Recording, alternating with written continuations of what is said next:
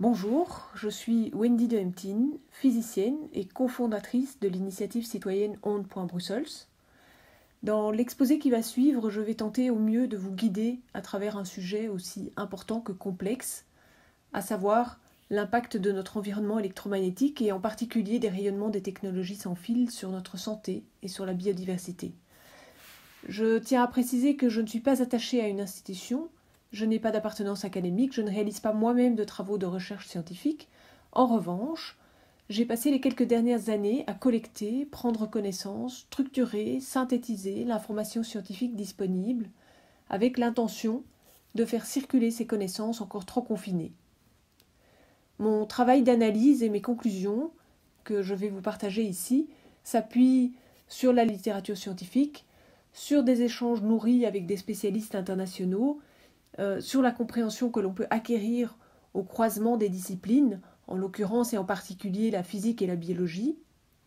Et puis mes propos s'appuient également sur des retours d'expérience du terrain et notamment sur des témoignages de personnes qui sont confrontées au quotidien, dans leur vie professionnelle ou dans leur vie privée, aux conséquences de cet environnement électromagnétique artificiel que l'on s'est créé autour de nous. L'exposé qui va suivre n'est certainement pas exhaustif, ne le considérez pas comme une démonstration, ni même comme une tentative de démonstration. Ce que je veux faire ici, c'est plutôt vous proposer des éléments d'information, des clés de compréhension, qui seront autant de points d'entrée pour que vous puissiez approcher ce sujet complexe. Il me semble que ce sont là des éléments nécessaires pour avancer dans le débat avec une conception correcte, pour prendre conscience de l'immensité de l'enjeu, pour se motiver à modifier nos rapports aux moyens de communication sans fil. Alors bien évidemment, le choix de ce que vous allez faire de ces informations, il vous appartient. Vous ne devez certainement pas me croire sur parole. On n'est pas dans le domaine de la croyance, on essaye de construire une connaissance, un savoir. Donc faites votre chemin, renseignez-vous, vérifiez les dires, les faits, observez autour de vous, observez les signaux de votre propre corps, osez questionner les discours bien rodés, cherchez à comprendre.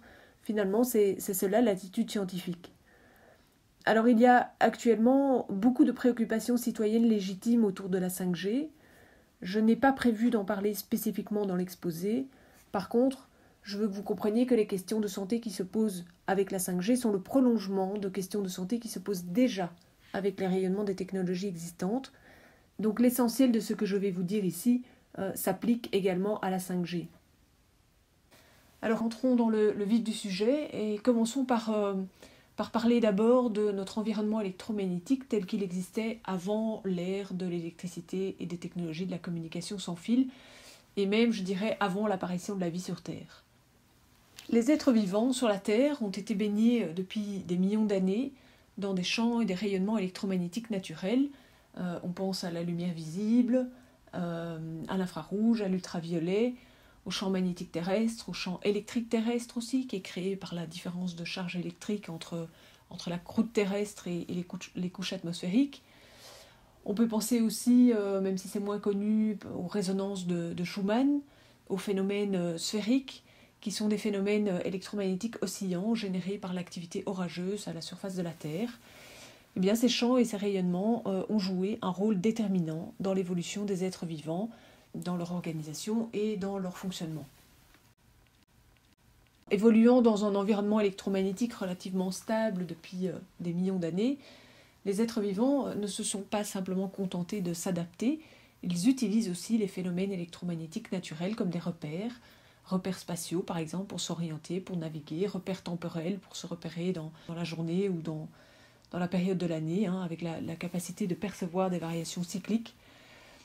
Les êtres vivants, en tout cas une partie d'entre eux, peuvent également percevoir des phénomènes météorologiques et ainsi se mettre à l'abri, contourner une zone orageuse. Et puis ils peuvent produire eux-mêmes des signaux de nature électromagnétique pour la communication entre les congénères. Les organismes vivants sont en interaction permanente avec leur environnement électromagnétique et ainsi ils ont aussi évolué au niveau de leur structure, de manière telle que certaines fonctions vitales dépendent d'interactions électromagnétiques.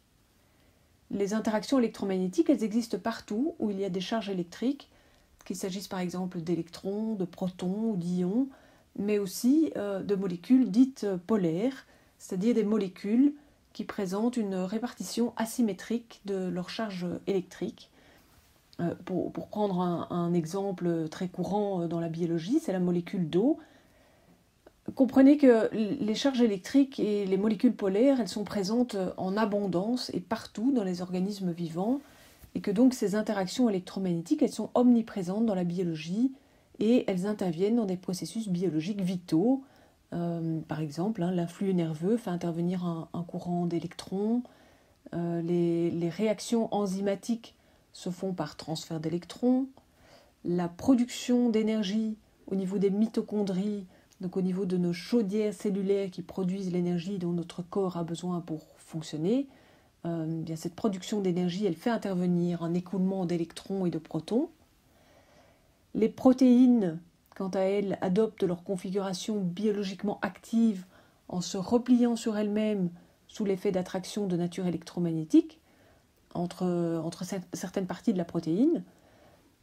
Et puis les ions intra- et extracellulaires permettent l'existence du potentiel électrique de membrane. Tout cela pour dire que les êtres vivants fonctionnent sur des principes électromagnétiques et qu'il est raisonnable de penser que leur fonctionnement puisse être impacté par une modification de l'environnement électromagnétique extérieur. Or, depuis quelques décennies, des technologies créées par l'homme ont complètement modifié les énergies et les forces électromagnétiques naturelles qui, pendant des millions d'années, avaient été un moteur dans l'évolution biologique. Les perturbations artificielles de notre environnement électromagnétique sont survenues dans un premier temps à l'arrivée de l'électricité, avec le transport et l'utilisation de l'électricité. C'est tout un volet de la modification de notre environnement dont nous n'aurons pas l'occasion de parler ici, mais il est important, néanmoins, que vous sachiez que les dispositifs et lignes électriques contribuent à la modification de notre environnement électromagnétique et de manière significative.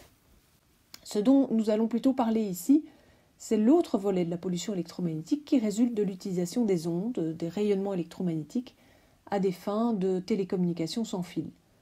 Alors il s'agit de tous les émetteurs de rayonnements électromagnétiques utilisés pour la télécommunication sans fil. Il y a bien sûr les stations de base terrestres et satellitaires utilisées pour la téléphonie mobile, pour la radiodiffusion, la télédiffusion, le Wi-Fi. Il y a de nombreux réseaux d'antennes qui ont été déployés à la surface de la Terre et au-dessus de nos têtes. Mais il ne s'agit pas uniquement de cela, il s'agit également de nos appareils connectés eux-mêmes, puisqu'ils ne sont pas de simples récepteurs, à la manière des postes radio ou des postes de télévision comme nous avions auparavant. Ils sont eux-mêmes également des émetteurs de rayonnement électromagnétique. Et donc, si on n'est pas un minimum informé et que l'on n'apprend pas à utiliser ces appareils avec précaution, notamment en désactivant tant que possible les options sans fil, eh bien, on peut se retrouver exposé de manière permanente et importante au rayonnement électromagnétique de tous ces émetteurs qui nous entourent. Alors, évidemment, dans ce contexte où notre environnement électromagnétique est modifié en profondeur par des signaux artificiels d'origine technologique, on est en droit de s'interroger quant à l'impact sur notre santé. Alors, vous l'avez entendu, vous le savez comme moi, les messages véhiculés par les autorités de santé officielles et par les experts qui les conseillent se veulent généralement et globalement rassurants, affirmant qu'il n'y a pas de problème tant que les valeurs limites recommandées sont respectées. Ici, c'est par exemple l'OMS qui sur son site mentionne que pour autant que l'exposition globale reste inférieure aux directives internationales, aucune conséquence pour la santé publique n'est prévue, mais l'OMS vous met cependant en garde un peu plus loin sur son site et vous dit que notre connaissance des effets biologiques de ces champs comporte encore certaines lacunes. Alors, l'histoire des sciences nous a montré à de multiples reprises que les lacunes dans nos connaissances peuvent réserver de grandes surprises. Pour ne prendre qu'un seul exemple, je reprendrai les propos du physicien britannique Lord Kelvin, à la charnière entre le 19e et le 20e siècle. Donc Lord Kelvin, c'est un physicien important qui a d'ailleurs laissé son nom à une unité de température, le Kelvin. Et ce physicien considérait il plaignait en quelque sorte les prochaines générations de physiciens, considérant qu'ils allaient terriblement s'ennuyer parce que selon lui, la physique était définitivement constituée avec ses concepts fondamentaux et que finalement il ne restait plus que des petits problèmes à résoudre. Alors les petits problèmes à résoudre, à peine quelques années plus tard, ils ont donné lieu à une révolution complète dans le monde de la physique. Donc le petit problème, entre guillemets, du corps noir a ouvert la porte à la théorie de la mécanique quantique. Et le petit problème du résultat de l'expérience de Michelson a ouvert la porte à la théorie de la relativité. Donc ce sont deux théories physiques qui ont complètement élargi notre compréhension et qui ont permis de comprendre des phénomènes jusque-là totalement inexplicables par la physique classique. Donc la leçon qu'on peut en tirer, c'est qu'en science, et en particulier sur des sujets complexes, il vaut toujours mieux garder une bonne part d'humilité et puis se garder de faire des affirmations définitives. Il ne suffit pas d'affirmer et de répéter des choses pour avoir raison. Le rayonnement électromagnétique, qu'il soit naturel ou artificiel, les ondes électromagnétiques sont représentées schématiquement par une sinusoïde. Alors cette sinusoïde, elle est caractérisée par ce qu'on appelle une longueur d'onde et une fréquence. La longueur d'onde, c'est la distance entre deux niveaux identiques successifs. Ça se mesure en unités de longueur, donc en mètres, en multiple du mètre ou en sous-multiple du mètre. Et puis la fréquence, c'est le nombre d'oscillations par seconde. Ça se mesure en hertz, une oscillation par seconde. Alors pour les technologies de la communication sans fil, on est plutôt aux alentours du million d'oscillations par seconde ou du milliard d'oscillations par seconde, donc on va parler plutôt de mégahertz ou de gigahertz. Alors vous constatez que quand la longueur d'onde diminue, eh bien la fréquence augmente, et à l'inverse, quand la longueur d'onde augmente, la fréquence diminue. Et si vous classez tous les phénomènes électromagnétiques oscillant sur une échelle en fonction de leur fréquence, eh bien vous obtenez ce qu'on appelle un spectre électromagnétique. Avec ici, vous le voyez représenté du côté gauche, vous avez les fréquences les plus basses, et du côté droit, vous avez les fréquences les plus élevées. Les technologies de la communication sans fil ont investi la partie du spectre électromagnétique qui est située sous l'infrarouge, représentée ici par la terminologie haute fréquence. On utilise aussi le terme de radiofréquence. Du côté inférieur, on a les fréquences radio, du côté supérieur, les micro-ondes. Cette partie du spectre est peu occupée par les rayonnements naturels. Les principales sources naturelles de rayonnement à ces fréquences sont situées en dehors de notre atmosphère, et notre atmosphère opère comme un filtre. Elle laisse passer les fréquences lumineuses, la lumière, l'ultraviolet, mais elle filtre les radiofréquences. Donc l'intensité naturelle des rayonnements à ces fréquences est très faible et a été significativement augmentée avec l'arrivée des technologies sans fil. Vous voyez ici sous cette illustration, en vert tout en bas, vous voyez les niveaux dans lesquels les êtres vivants ont évolué. Et puis vous voyez toutes ces couches qui sont venues se superposer à partir des années 50 avec la radio, la télédiffusion, puis dans les années 80, les années 2000, avec tout l'avènement de la communication sans fil à des fins civiles. Et donc si vous regardez la différence aux alentours de 1 GHz entre les niveaux naturels et les niveaux typiquement atteints dans un milieu urbain en 2010, eh bien, il y a une différence d'ordre de grandeur significative, puisque c'est un niveau 1 milliard de fois supérieur au niveau naturel. La présence des sources émettrices a également augmenté, de sorte que nous sommes exposés dans la durée, de manière répétée, prolongée, au rayonnement émis par tous ces appareils connectés qui envahissent nos lieux de vie de plus en plus sans qu'on en ait forcément toujours conscience. Et également, il y a une densification toujours plus importante des stations de base, des antennes relais, à la fois à la surface de la Terre, mais également au-dessus de nos têtes. Donc on a parlé de l'intensité, on a parlé de la durée d'exposition, mais on peut parler également de la distorsion augmentée des rayonnements. Ce qu'il faut comprendre, c'est que les rayonnements de la communication sans fil, ils sont différents des rayonnements naturels, en ce sens qu'ils doivent transporter un signal, ils doivent transporter des informations, parce que sinon nous n'aurions pas la communication que nous cherchons à établir. Donc pour ce faire, on va utiliser ce qu'on appelle des modulations. Alors vous voyez par exemple ici à gauche la modulation en amplitude telle qu'elle existait pour la radio analogique AM, modulation en amplitude. Donc vous voyez la fréquence porteuse, l'onde porteuse, qui oscille rapidement ici, et puis vous voyez comment l'amplitude de cette onde porteuse est modulée par une fréquence plus basse. Et en fait, c'est cette fréquence plus basse, ou en tout cas le cumul de fréquences plus basses, portée par les modulations, qui va porter le signal. Donc on tord en fait l'onde porteuse pour lui faire porter un signal, que ce soit par des modulations analogiques comme la modulation en amplitude, la modulation en fréquence, la modulation de phase, mais aussi plus il y a d'informations à transmettre, plus les modulations sont nombreuses et la distorsion de l'onde est importante. C'est encore davantage le cas avec les systèmes numériques qu'avec les systèmes analogiques. Et donc au final, on se retrouve avec un rayonnement qui ne comporte pas qu'une seule fréquence, mais un cocktail de fréquences. Et la forme du rayonnement a du coup une apparence totalement erratique pour nos systèmes biologiques. Et elle peut être perçue comme une menace, une forme d'agression extérieure contre laquelle le corps doit se défendre. Donc les effets occasionnés en présence de rayonnements modulés sont susceptibles d'être très différents de ceux de l'onde porteuse prise isolément.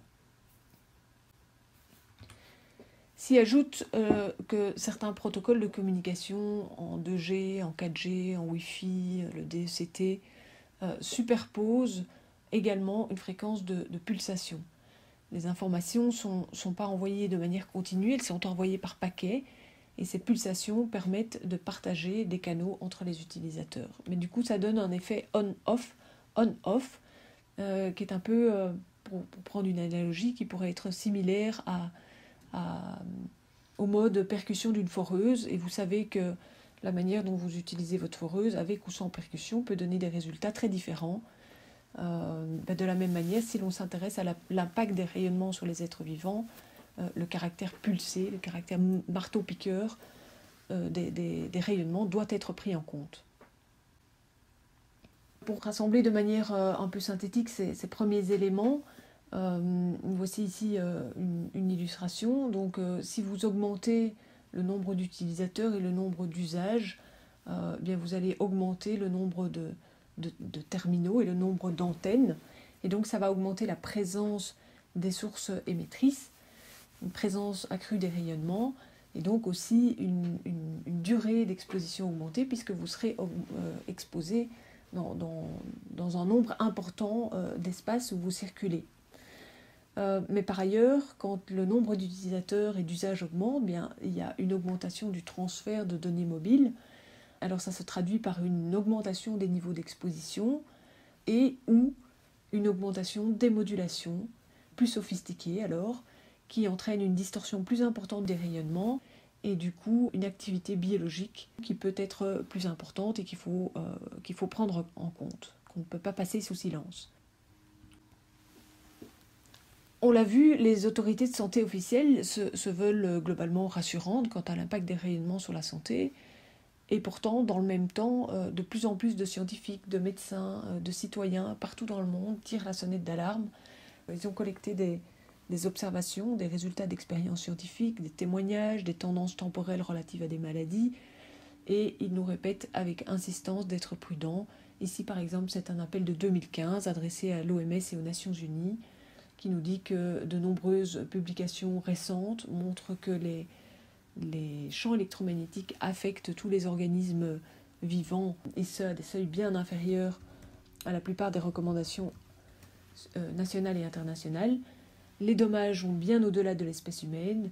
Des preuves évidentes, toujours plus nombreuses, montrent les effets néfastes des ondes sur tous les végétaux et les animaux. S'agit-il uniquement de fausses alertes ? Il est évidemment permis d'en douter. Et à en croire l'Agence européenne de l'environnement, qui a évalué de nombreuses situations d'alerte précoce, il n'aurait jamais existé dans l'histoire de l'industrie une situation de fausse alerte où des médecins et des scientifiques auraient averti des dangers d'un produit ou d'une technologie pendant des années, pendant des décennies, sans que ce produit ou cette technologie ne soit réellement dangereuse. Alors, des appels comme ceci, il y en a des dizaines. Nous avons mis une liste non exhaustive d'appels en ce genre sur notre site onde.brussels, donc je vous invite à aller regarder et à aller lire le contenu de ces appels. Ici, c'en est un autre qui date de novembre 2018, qui dénonce l'inadéquation des recommandations officielles pour protéger la santé. Ce qu'il faut savoir, c'est que dans la plupart des pays, les normes en matière de rayonnement non ionisant sont inspirées des lignes directrices d'une commission qui s'appelle l'ICNIRP, la Commission internationale de protection contre les rayonnements non ionisants. Et l'ICNIRP propose des seuils pour éviter les effets court terme d'un échauffement, c'est-à-dire les effets qu'on appelle thermiques, les effets thermiques aigus. Donc nous n'allons pas chauffer comme un aliment dans un four à micro-ondes, de cela au moins les normes nous protègent. Alors pour établir ces seuils limites, l'ICNIRP adopte aussi une vision réductionniste, je dirais mécanistique des systèmes vivants, selon laquelle les tissus vivants pourraient être assimilés à une certaine masse de matière homogène et inerte. Et si cette masse ne s'échauffe pas en moyenne d'une certaine température après une exposition de quelques minutes, eh bien alors on peut considérer qu'il n'y a aucun risque pour la santé humaine, tout le monde serait protégé, même en cas d'exposition prolongée, même les enfants, les fœtus, les personnes affaiblies par l'âge et la maladie, puisque toutes ces situations seraient couvertes par un facteur conservatif. Mais il se fait que la réalité est beaucoup plus subtile que ne le suggère le modèle de l'ICNIRP, et heureusement, sinon nous ne serions pas ici pour en parler. Les êtres vivants ne peuvent pas être réduits à une masse de matière inanimée qui, sous l'effet des rayonnements, ne ferait que chauffer. J'ai évoqué tout à l'heure que les êtres vivants fonctionnent sur des principes électromagnétiques. J'ai donné quelques exemples de sites d'interaction. Les rayonnements électromagnétiques ont donc la capacité d'interférer avec le fonctionnement des systèmes biologiques et en conséquence, les effets biologiques non thermiques peuvent être multiples et peuvent survenir éventuellement à des niveaux qui sont bien inférieurs au seuil d'apparition d'un échauffement, d'un effet thermique. Donc la question n'est pas tant de savoir si nous pourrions être affectés autrement que par échauffement, mais plutôt comment nous pourrions ne pas être affectés. Pour pouvoir comprendre et évaluer correctement l'impact des rayonnements électromagnétiques sur les systèmes vivants, il est essentiel de prendre en considération une série de paramètres déterminants, des paramètres physiques, des paramètres biologiques, notamment la durée d'exposition, le fait que les systèmes vivants ne sont pas homogènes mais hétérogènes, le fait qu'il existe des effets cocktails avec d'autres agents polluants, que certains individus ou catégories d'individus peuvent être plus vulnérables. On pense par exemple aux enfants, aux fœtus, aux personnes affaiblies par l'âge, par la maladie, mais aussi tous les animaux de petite taille, les insectes, les oiseaux. Voilà. Et puis, il faut aussi prendre en considération la réalité instantanée et locale de l'exposition avec ses variations brutales et incessantes de l'intensité. Ces variations d'intensité proviennent des modulations, des pulsations, on l'a vu tout à l'heure, mais prochainement, elles viendront également du caractère dynamique des rayonnements que l'on veut utiliser, notamment pour la 5G, et qui donc, de manière momentanée ou localisée, nous expose à des niveaux plus importants qui ne sont pas traduits dans les moyennes. Donc les moyennes ne sont pas appropriées pour rendre compte de la réalité momentanée et localisée de l'exposition. Les données scientifiques et observations s'accumulent et mettent en évidence des effets sur l'homme, sur les animaux, les plantes, les cellules, à des intensités d'exposition qui sont bien inférieures à celles capables de provoquer des effets thermiques.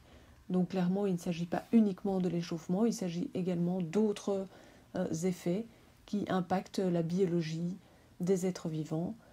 Sur cette illustration, par exemple, vous voyez représenté sous la forme de points rouges une série d'effets qui ont été documentés dans des études scientifiques. Alors, il s'agit notamment de production de protéines de stress, de troubles de la mémoire, de l'apprentissage du comportement, des effets sur la reproduction, du stress oxydant, des dommages à l'ADN, effets sur le métabolisme du calcium, effets cardiovasculaires, prolifération cellulaire, ouverture de la barrière hémato-encéphalique, pour n'en prendre que quelques-uns. Et vous voyez aussi les intensités auxquelles ces effets ont été observés. Il s'agit d'une échelle logarithmique, donc dès que vous franchissez un échelon, vous augmentez d'un facteur 10, et vous constatez que ces effets apparaissent bien en deçà des seuils thermiques retenus par l'ICNIRP, par l'OMS, par l'Union européenne. Vous y voyez également où se situent les recommandations prudentes des scientifiques et des médecins qui sonnent l'alerte. C'est cette bande en jaune située 1 million de fois sous les recommandations de l'ICNIRP. Voilà, alors évidemment, au passage, et vu la différence d'ordre de grandeur, vous comprenez aussi pourquoi il peut y avoir une telle crispation quand on évoque la nécessité de revoir les normes pour les rendre plus compatibles avec la santé, quand on a tout un secteur de l'industrie qui vit à des niveaux 1 million de fois supérieurs à ceux qui seraient nécessaires pour la protection de la santé à long terme, la question des normes devient forcément un sujet conflictuel. Et à mon humble avis, on ne pourra réconcilier les technologies de la communication et la santé publique qu'en prenant acte des résultats de toutes ces études, en reconnaissant les risques, en revoyant en profondeur notre rapport aux moyens de communication sans fil et en revoyant les principes de fonctionnement de la télécommunication sans fil. Les futurs développements en matière de communication devront intégrer ce concept de biocompatibilité, de compatibilité avec la vie. Autre recommandation comparable pour les expositions répétées et prolongées, ce sont celles de la biologie de l'habitat qui sont présentées en 4 catégories. Donc vous avez la catégorie de préoccupation extrême tout en haut, de préoccupation sévère, de préoccupation faible et sans préoccupation. Les niveaux admissibles selon l'OMS se situent ici aussi, 1 million de fois au-dessus des niveaux de faible préoccupation tels qu'identifiés par les biologistes de l'habitat. Alors, c'est utile de situer l'exposition que nous subissons en présence d'un objet plutôt commun dans nos vies contemporaines, c'est le smartphone, en communication ou en streaming. Alors vous voyez le niveau tel que nous le subissons quand on est directement attenant à l'appareil. Il est représenté ici à gauche dans la partie de préoccupation extrême. Et puis, il faut déjà vous éloigner d'à peu près 2-3 mètres de l'appareil pour retomber à une intensité qui est dans la zone de faible préoccupation. Bon, alors évidemment, si vous êtes exposé uniquement de manière ponctuelle, occasionnelle à ce genre d'intensité, vous n'allez probablement pas avoir de problèmes conséquents sur votre santé. C'est de la même manière que si vous fumez une cigarette à l'occasion, c'est pas ça qui va vous faire mourir d'un cancer du poumon. Le problème surgit quand vous répétez l'exposition, quand vous êtes exposé de manière prolongée à des rayonnements électromagnétiques. Alors, je n'ai pas l'occasion dans cette présentation de vous emmener dans la vaste littérature scientifique. Si vous êtes intéressé d'en prendre connaissance, d'aller vérifier ou d'aller challenger mes propos, je vous propose d'aller consulter les bases de données en ligne. Toutes les publications s'y trouvent. Si vous voulez être un petit peu guidé dans votre recherche de publications et dans vos lectures, vous pouvez envisager de démarrer par les listes de références bibliographiques que nous avons renseignées sur notre site onde.brussels. Une autre source de renseignements pertinente, c'est le colloque médical de 4 jours qui s'est tenu en ligne fin janvier 2021. Et une trentaine de spécialistes, de scientifiques, de médecins sont venus présenter une actualisation des données scientifiques, épidémiologiques et cliniques en lien avec les troubles de santé liés à la pollution électromagnétique. Vous pouvez acquérir ces enregistrements sur le site internet du congrès avec la référence qui est donnée ici. Voyons à présent plus concrètement de quoi il s'agit pour notre santé. Peut-être que vous connaissez des personnes autour de vous qui présentent des troubles de santé qu'elles attribuent à leur exposition électromagnétique. Peut-être même que vous êtes vous-même concerné. En réalité, sachez que des personnes de plus en plus nombreuses, de toutes les tranches d'âge, présentent des troubles à des degrés divers en lien avec leur exposition électromagnétique.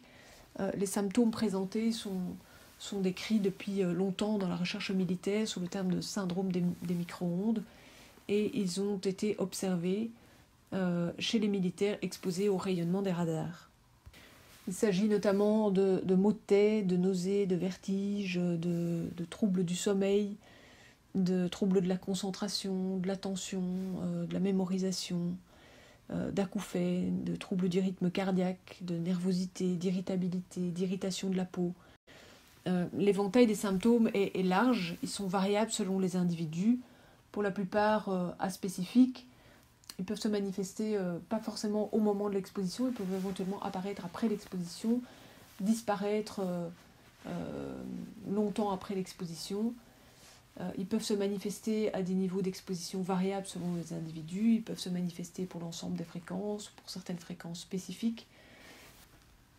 Tout ça pour dire que, compte tenu de toutes ces variations individuelles, il n'est pas forcément évident de voir émerger un tableau clinique clair et commun, et donc il est facile de s'y perdre et de passer à côté de la source du problème. Alors aujourd'hui, on utilise le terme d'électro-hypersensibilité plutôt que syndrome des micro-ondes pour nommer ce mal, entre guillemets, caractérisé par des symptômes dont l'apparition est liée à un environnement électromagnétique perturbé, pollué. Malheureusement, l'électro-hypersensibilité est encore trop souvent attribuée à un problème psychosomatique, à l'effet nocebo, et cette attribution tient notamment au fait que les médecins ne sont pas formés au diagnostic et à la prise en charge de l'électro-hypersensibilité. Personnellement, j'ai collecté tellement de témoignages concordants de personnes tout à fait lucides, saines d'esprit, que je ne peux pas me satisfaire de la seule explication nocebo, d'autant que le plus souvent, les personnes ont ressenti les troubles avant même de connaître l'existence de leur électro-hypersensibilité, et que le chemin a parfois été très long avant qu'elles ne fassent le lien. Et puis il y a aussi des enfants très jeunes qui sont impactés, des animaux qui sont impactés, donc l'explication des nocebo seule ne tient pas la route par rapport aux observations dans la vie réelle. Alors, selon des estimations, il s'agirait quand même de 3 à 10% de la population qui serait affectée, donc c'est une proportion qui n'est pas du tout négligeable, et de toute évidence, la proportion est en augmentation. Alors, vous reconnaîtrez qu'être électro-hypersensible de nos jours, dans nos sociétés actuelles hyper connectées, c'est évidemment très invalidant, très handicapant dans toutes les sphères de la vie, qu'elles soient professionnelles, sociales, privées. Et on peut évidemment se demander que penser de notre société actuelle qui, au nom du progrès technologique et de l'hyperconnexion, exclut de plus en plus d'individus en les obligeant à vivre retirés, confinés, exilés toute leur vie. Plutôt que de faire comme si l'électro-hypersensibilité n'existait pas ou de traiter ces personnes par des traitements psychologiques ou antidépressifs, nous aurions intérêt à traiter l'environnement pour éviter que toujours plus de personnes basculent du côté de l'électro-hypersensibilité, parce que ce qu'il faut bien comprendre, c'est que de par le fait que nous fonctionnons sur des principes électromagnétiques, nous sommes en fait tous électrosensibles, et donc électro-hypersensible, tout le monde peut le devenir un jour, on peut le devenir éventuellement du jour au lendemain, dans certaines circonstances individuelles ou particulières.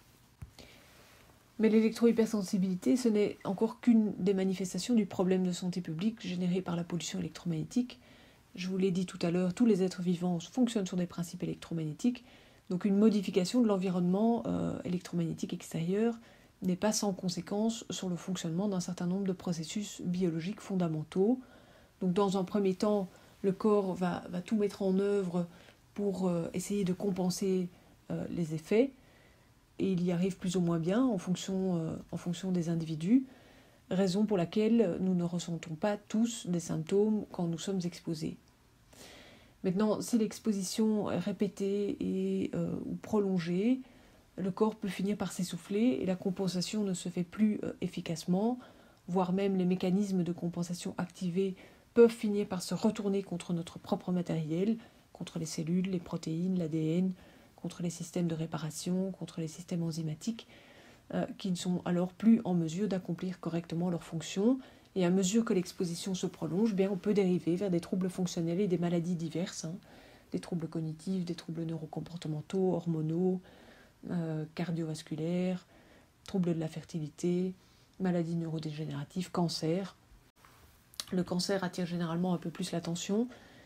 Vous savez sans doute que le Centre international de recherche sur le cancer, en 2011, a classé les rayonnements de radiofréquences de nos technologies sans fil comme possiblement cancérigènes, c'est la catégorie 2B. Depuis lors, sont parues une série de données et de résultats de recherche importants, et de nombreux scientifiques qualifiés, expérimentés, indépendants, estiment que nous disposons aujourd'hui de tous les éléments nécessaires pour classer les rayonnements électromagnétiques en catégorie 1 des agents cancérigènes certains, aux côtés de l'amiante et du tabac. Côté tendance temporelle, qu'est-ce qu'on peut observer? Eh bien, dans plusieurs pays, que ce soit en France, en Suède, au Danemark, en Angleterre, aux États-Unis, on observe des augmentations significatives des cas de glioblastome dans les registres de cancer. Le glioblastome, c'est une tumeur maligne du cerveau particulièrement agressive. Donc ici, il s'agit d'un cancer du cerveau, mais on peut s'inquiéter également de l'émergence de tumeurs malignes ou de tumeurs même bénignes dans des parties du corps en contact proche ou régulier avec les téléphones portables. Je pense par exemple aux glandes salivaires, à la langue, à la mâchoire, à la thyroïde, aux testicules, au côlon, au sein.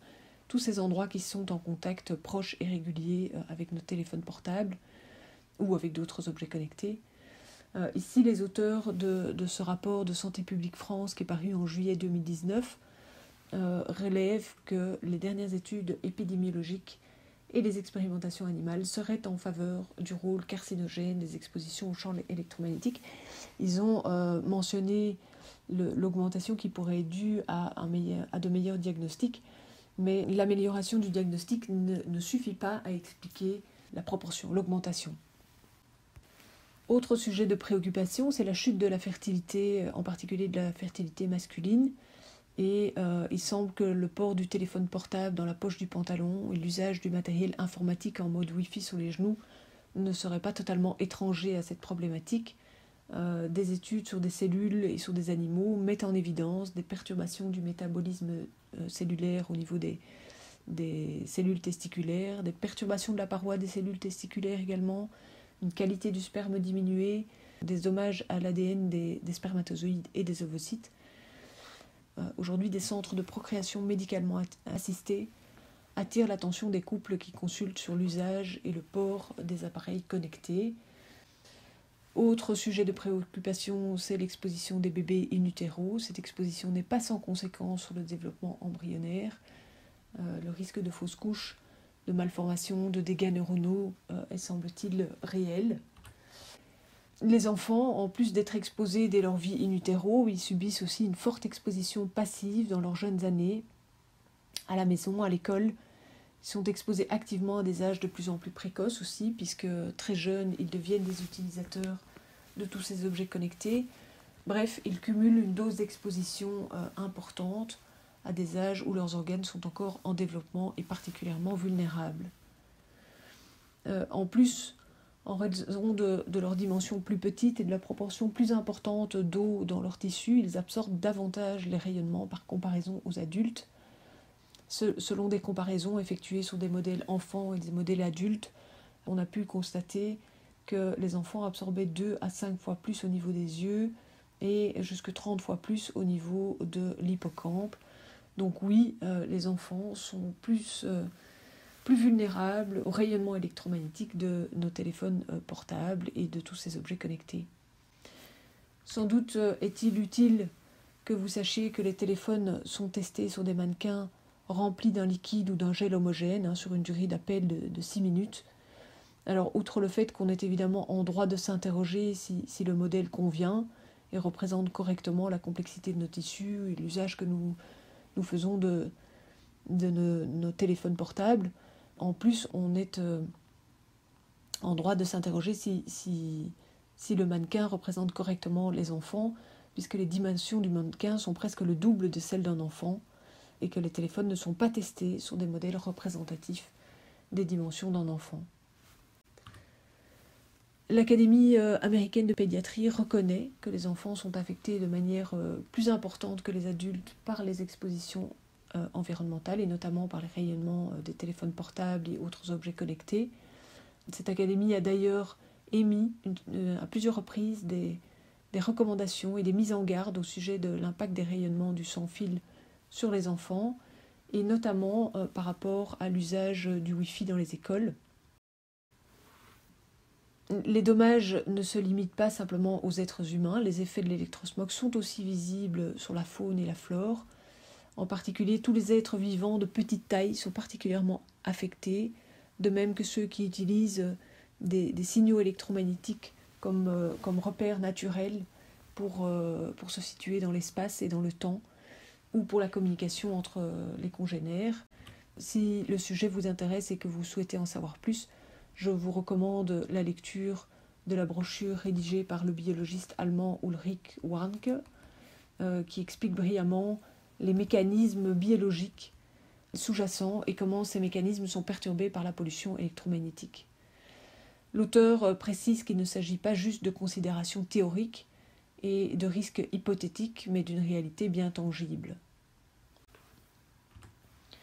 Ici, c'est un examen de la littérature scientifique, tout récent, qui date de cette année, montrant que le rayonnement électromagnétique doit être considéré sérieusement comme un facteur complémentaire du déclin spectaculaire des insectes, agissant en synergie avec l'intensification agricole, avec les pesticides, avec le changement climatique.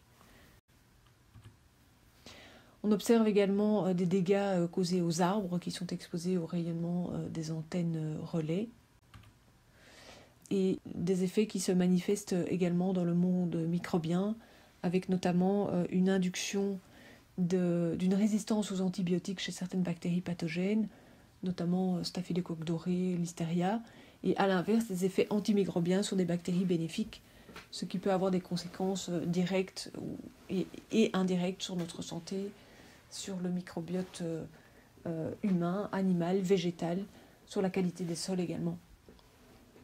La grande variabilité des effets selon les paramètres du rayonnement et les bactéries étudiées nous montrent qu'on est encore loin d'avoir atteint une connaissance complète du sujet. Assurément, le sujet est complexe parce que les êtres vivants ne sont pas des machines déterministes.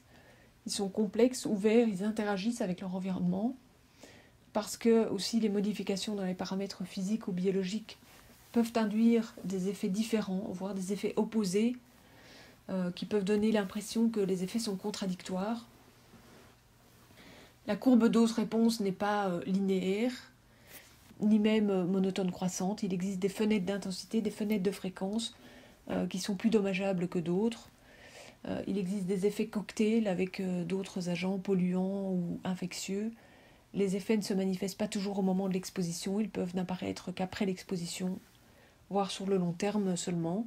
Alors évidemment, quand les troubles se développent lentement et à long terme et qu'ils ont des causes complexes, on peut toujours argumenter, se convaincre soi-même ou essayer de convaincre les autres que quelque chose d'entièrement différent de l'exposition est en cause, et donc continuer à ne pas voir. Si l'on veut espérer appréhender le sujet avec justesse, il faut se placer au croisement de plusieurs disciplines, ce qui n'est pas une mince affaire vu la tendance que l'on a à morceler les connaissances par discipline. Le consensus scientifique progresse néanmoins à mesure que s'accumulent les connaissances, les observations et les éléments de preuve scientifiques. Au dire d'une proportion non négligeable de scientifiques et de médecins, nous disposons aujourd'hui d'assez d'éléments pour admettre que les rayonnements de radiofréquence endommagent les systèmes biologiques, et ce, même sous les seuils thermiques. Des actions sont nécessaires pour protéger la santé des hommes, de la faune et de la flore.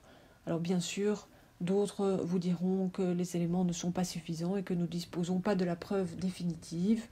Alors je vous rappelle ce que nous disait le Conseil de l'Europe dans sa résolution 1815 en 2011, qu'attendre des hauts niveaux de preuves scientifiques et cliniques avant d'agir pour prévenir des risques peut entraîner des coûts très élevés en termes de santé et d'économie, comme ce fut le cas avec l'amiante, l'essence au plomb et le tabac. Sans doute qu'il est utile de se rendre compte aussi que demander toujours plus de preuves scientifiques, ça peut devenir une stratégie pour se maintenir dans l'inaction, et que ce genre de stratégie a déjà été mise en œuvre dans bien d'autres dossiers auparavant, comme celui du tabac, de l'amiante, des pesticides et de nombreux autres produits toxiques. Ultimement, qui paiera la facture ? Beaucoup ont déjà quitté le navire. Les fabricants, les opérateurs, ils prennent leurs dispositions pour se protéger contre des poursuites judiciaires. Les assureurs, ils n'assurent plus le risque associé au rayonnement du sans-fil depuis les années 2000. L'ICNIRP, l'OMS, l'Union européenne renvoient la responsabilité aux États, puisque la protection de la population en matière de santé est une responsabilité qui incombe aux États. Les gouvernements, les autorités de santé, est-ce qu'ils seront jugés responsables de n'avoir pas pris les mesures nécessaires pour protéger la population ou avoir autorisé des expositions nuisibles?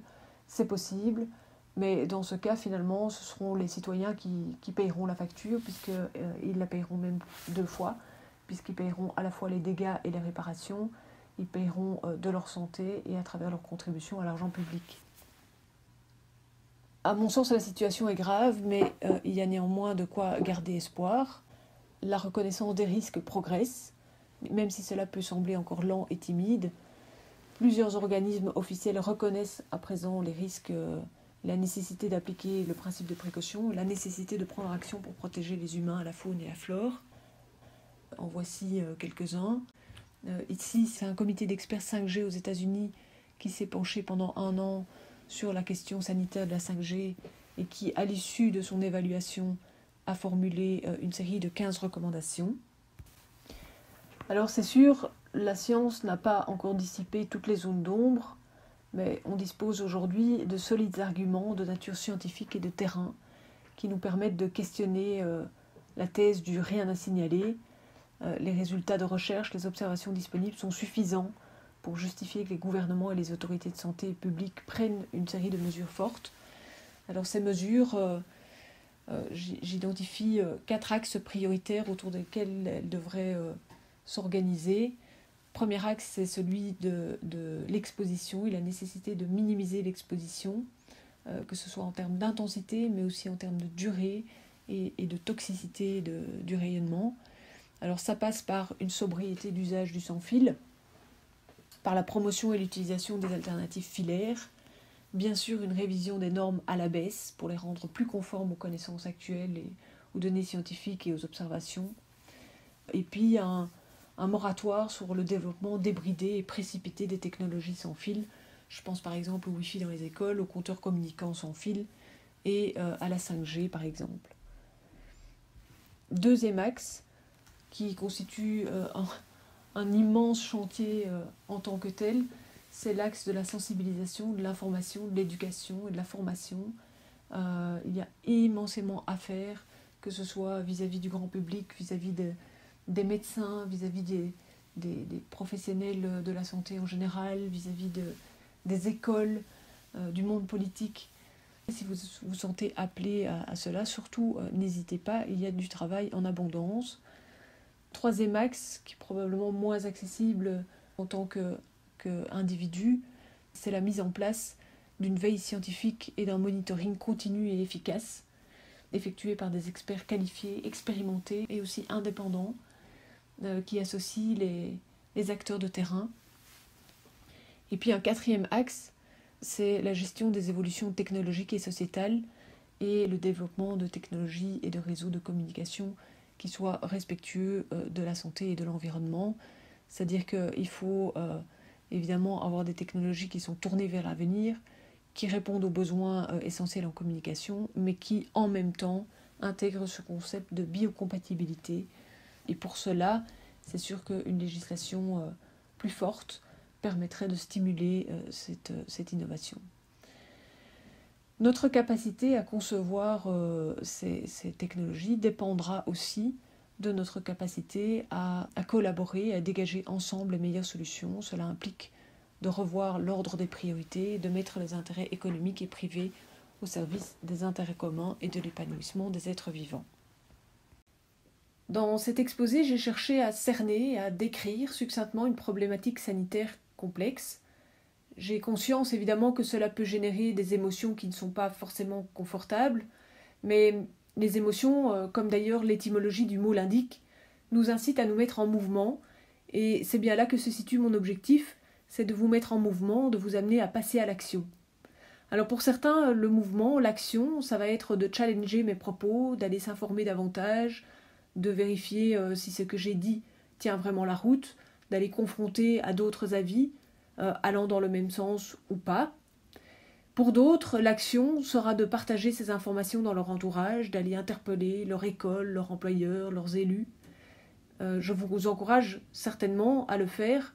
Plus nous serons nombreux à être conscients des risques, plus nous aurons des chances de faire avancer notre société dans une direction respectueuse de la santé et de la biodiversité.